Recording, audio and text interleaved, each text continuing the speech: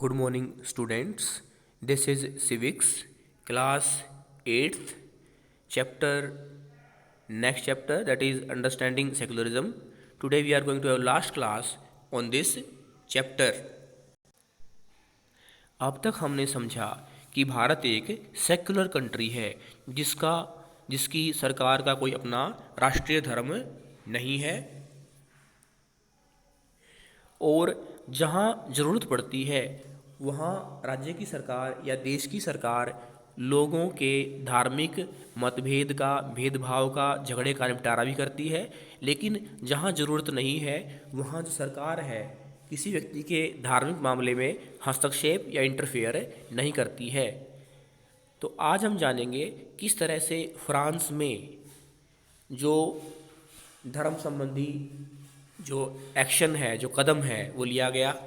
In February 2004 France passed a law banning students from wearing any conspicuous religious and political signs or symbols such as the Islamic headscarf, the Jewish skull cap और large Christian crosses। 2004 में France जो Europe का देश है उसने कदम उठाया, एक नियम बनाया, एक कानून बनाया कि जो विद्यार्थी स्कूल जाते हैं और वो अपने धर्म संबंधी जो प्रतीक हैं उनका पालन करते हैं। उदाहरण के लिए भारत में जो सिख धर्म के लोग हैं वो कृपाण रखते हैं, पगड़ी पहनते हैं। ऐसे ही फ्रांस में जो लोग अल्जीरिया, ट्यूनीशिया, मोरक्को से आए थे वो अगर क्रिश्चियन थे तो क्रॉस पहनते थे, अगर मुस्लिम थे तो हेड स्कार्फ पहनते थे, अगर यहूदी थे तो कैप पहनते थे।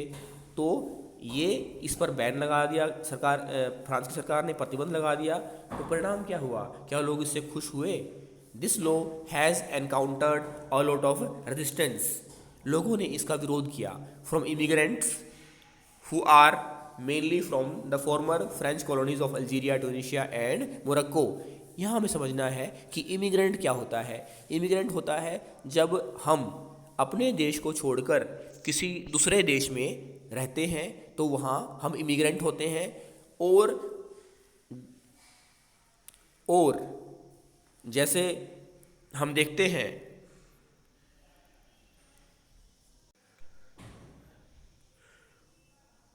और कोई अगर बाहर से आकर हमारे यहाँ रहता है वो इमिग्रेंट कहा जाता है। यानी हम हमारे देश से बाहर एमिग्रेंट हैं और कोई देश बाहर से हमारे देश में रहता है वो इमिग्रेंट कहा जाता है। तो इस तरह से ट्यूनीशिया, मोरक्को, अल्जीरिया जो उपनिवेश थे फ्रांस के, वहाँ से लोगों को बुलाया गया। मज़दूरों की जो कमी है वो फ्रांस में पूरी की गई। लेकिन 2004 में फ्रांस की सरकार ने कानून बना दिया कि कोई बाहरी व्यक्ति, किसी उपनिवेश का व्यक्ति, किसी कॉलोनी का व्यक्ति अपने धार्मिक जो प्रतीक हैं उनका पालन नहीं करेगा। परिणाम क्या हुआ? In the 1960s France had faced a shortage of workers and therefore had provided visas for their immigrants to come and work in the country. The daughters of these immigrants often wear headscarves while attending school। जब France ने पहले कदम उठाया कि लोग ठीक है बाहर से आए, मजदूरी करें, तो लोग आए, उन्होंने मजदूरी की। फ्रांस की जो लेबर फोर्स है उसकी कमी पूरी की।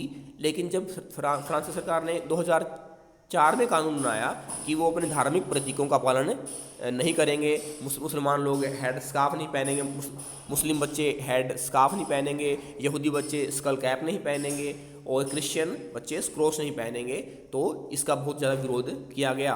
The daughters of these immigrants often wear headscarves while attending school. However, with the passing of this new law, they have been expelled from their school for wearing head scarves। तो परिणाम क्या हुआ? 2004 के फ्रांस की सरकार के फैसले से जो लोग थे, जो प्रवासी थे, जो इमिग्रेंट थे, उनको देश छोड़कर बाहर जाना पड़ा। लेकिन हमारे देश में ऐसा नहीं है। हमारे देश में सब धर्म के लोगों को समान महत्व दिया जाता है। हमारे देश के संविधान में फंडामेंटल राइट्स दिए हुए हैं। उनमें एक फंडामेंटल राइट, एक मौलिक अधिकार है, राइट टू रिलीजियस फ्रीडम। इस तरह से हम कह सकते हैं भारत एक सेक्युलर कंट्री है। थैंक्स।